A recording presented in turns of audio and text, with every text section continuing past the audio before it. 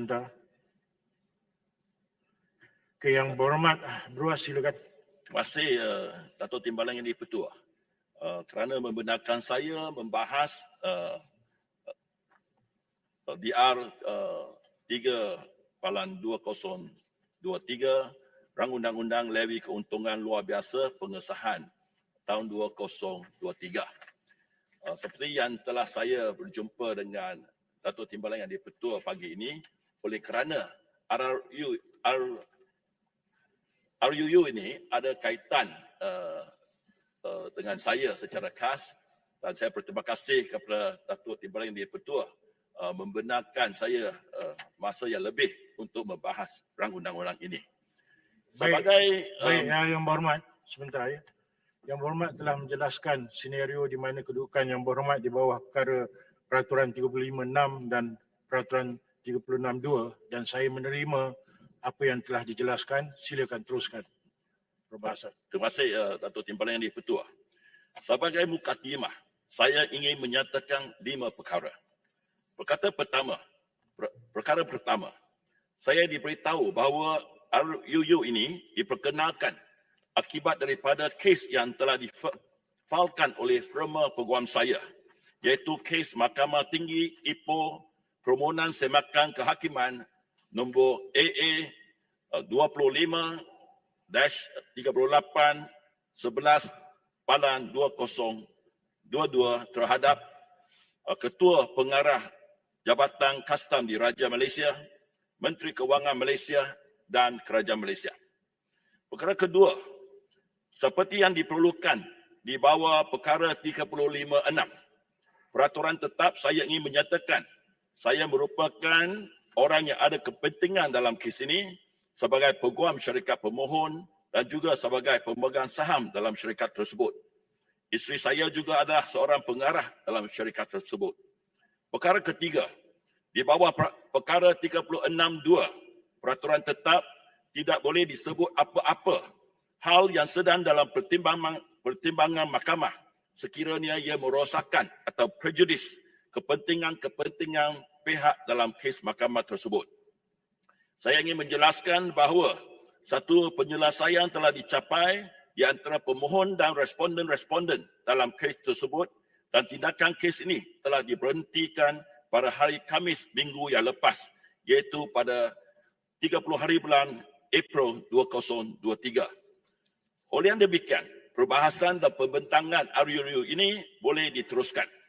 Keempat, saya ingin menyatakan bahawa kes mahkamah di atas telah difailkan pada 2 hari bulan November 2022 sebelum kerajaan baru selepas pilihan raya ke-15 yang diadakan pada 19 November 2022 ditubuhkan.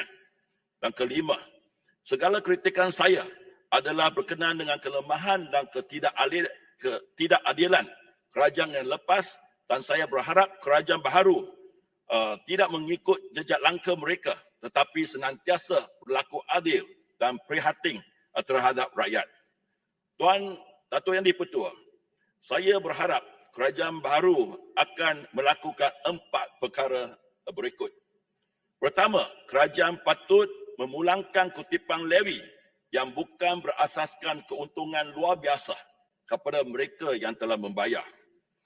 Dan kedua, memangsurkan levy keuntungan luar biasa atas industri sawit. Dan ketiga, jika kerajaan masih hendak mengekalkan Akta Levy Keuntungan Luar Biasa 1998, iaitu Akta 593, akta ini harus dipindah kerana terdapat beberapa peruntukan tidak adil yang menghalang rakyat daripada menuntut keadilan di mahkamah. Dan akhir sekali, kerajaan haruslah mengubah sikap kaki tangan kerajaan yang angkuh dan sombong. Berkenaan dengan perkara pertama, iaitu saya memohon agar kerajaan memulangkan kutipan levy yang bukan berasaskan keuntungan luar biasa kepada mereka yang telah dibayar.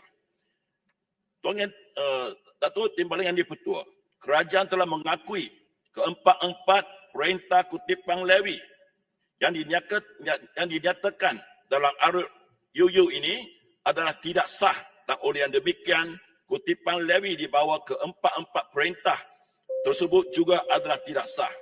Kerajaan memperkenalkan RUU ini untuk mengesahkan kutipan levy-levy tersebut dan menghalang mana-mana pihak daripada mendapat balik levy-levy yang telah dikutip oleh kerajaan.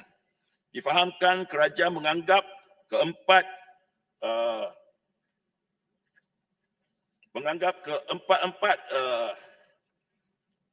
perintah kutipan levy ini tidak sah kerana mereka tidak dibentangkan di Parlimen seperti yang dikehendaki di bawah subsection 7-1 Akta 592, iaitu Akta Levy Keuntungan Luar Biasa tahun 1998. Satu lagi perintah kutipan levy, iaitu perintah levy kutipan luar biasa kurungan buah kelapa sawit pindaan 2021, iaitu PUA 457/2011 yang berkuat kuasa pada 1 Januari 2022 dianggap oleh kerajaan sebagai sah kerana ia telah dibentangkan di Parlimen. Oleh demikian, ia tidak dimasukkan di bawah RUU ini. Saya berpendapat perintah kutipan levy ini juga adalah tidak sah atas sebab-sebab berikut.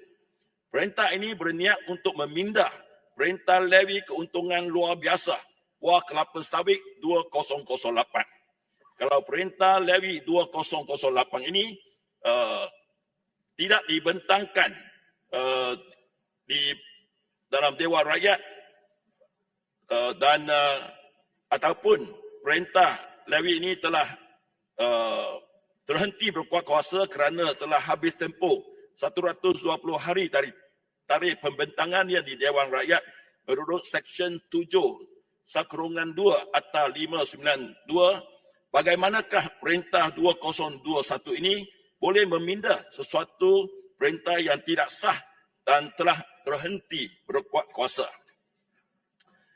RUU, kalau boleh saya habiskan. RUU ini hanya mengesahkan pengenaan levy dan pemungutan levy keuntungan luar biasa dengan izin indemnify, yang perkataan yang tadi guna dalam bahasa Melayu tanggung rugi ini bagi saya susah difahami. Dalam bahasa Inggeris dengan izin indemnify the government and its officer, tetapi tidak menghidupkan atau validate dengan izin validate perintah kutipan levy yang tidak sah atau telah terhenti berkuat kuasa selepas tempoh 120 hari yang ditetapkan jikapun ia dibentangkan di dalam Dewan Rakyat. Perintah-perintah kutipan levy seperti yang dipindah oleh perintah levy keuntungan luar biasa kurungan buah kelapa sawit pindaan nombor 2/2009 adalah tidak sah kerana ia melanggari perkara 8 Perlembagaan Persekutuan yang berperuntukan bahawa undang-undang mesti memberi layanan dan perlindungan yang sama kepada setiap orang. Perintah levy pindaan 2/2009 ini mengecualikan pekebun kecil di bawah 40.46 hektar ataupun 100 ekar dan kebun kelapa sawit yang ditanam di kawasan penempatan berkelompok di bawah Akta kurungan kawasan penempatan berkelompok 1960 daripada membayar levy keuntungan luar biasa. Akta 592 adalah berkenaan dengan keuntungan luar biasa seseorang atau sesebuah syarikat.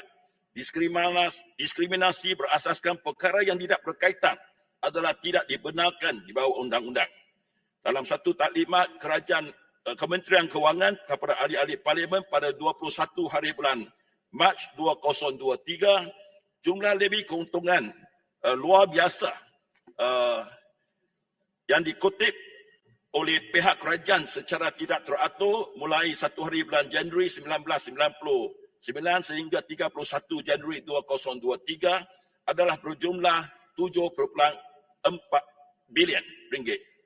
Seksyen 6 subkurungan 1 Akta 593 dengan jelas menyatakan menteri hanya boleh mengenakan perintah mengenakan levy ke atas keuntungan. Saya tekankan atas keuntungan saja, gains, Tetapi menteri telah membuat perintah-perintah itu di luar kuasa dia. Kerana levy yang dikenakan bukan atas keuntungan tetapi atas jualan buah-buah tandang kelapa sawit.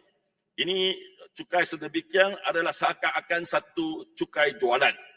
Jadi perintah-perintah yang telah dibuat oleh menteri adalah ultra virus Akta 593. Banyak syarikat-syarikat selama ini terpaksa membayar cukai keuntungan luar biasa, sungguh pun mereka mengalami kerugian. Sebagai satu kompromi dan demi keadilan, saya mencadangkan kerajaan menetapkan satu tahap keuntungan yang dianggap luar biasa dan memulangkan kepada mereka levy atas jumlah yang bukan dianggap satu keuntungan luar biasa. Perkara kedua, memasukkan levy keuntungan luar biasa atas industri sawit. Kerajaan haruslah hanya mengenakan cukai pendapatan syarikat atau cukai pendapatan perseorangan yang terlibat dalam industri sawit seperti yang dikenakan ke atas mereka dalam industri yang lain. Kerajaan mendapat cukai 24% atau kadang-kadang 25% cukai korporat tanpa kerja atau risiko sudah memadailah.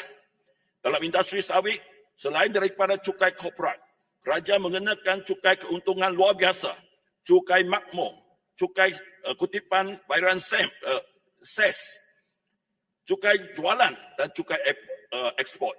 Dalam satu pengiraan yang dibuat oleh seorang penulis dalam surat khabar The Star bertarikh 6 hari bulan 6, 2022, cukai atas pemegang saham syarikat perladanan sawit adalah sebanyak 54% atas keuntungan. Bayangkan kita ahli parlimen, allowance kita 16,000. Bagaimanakah perasaan kita kalau kita dikenakan cukai 54%? 16,000 yang dikatakan allowance kita, tapi kita hanya ambil balik RM7,360.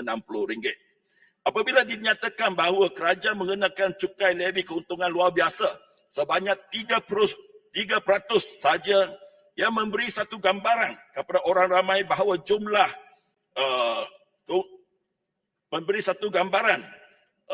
kepada orang ramai bahawa ini adalah satu jumlah yang kecil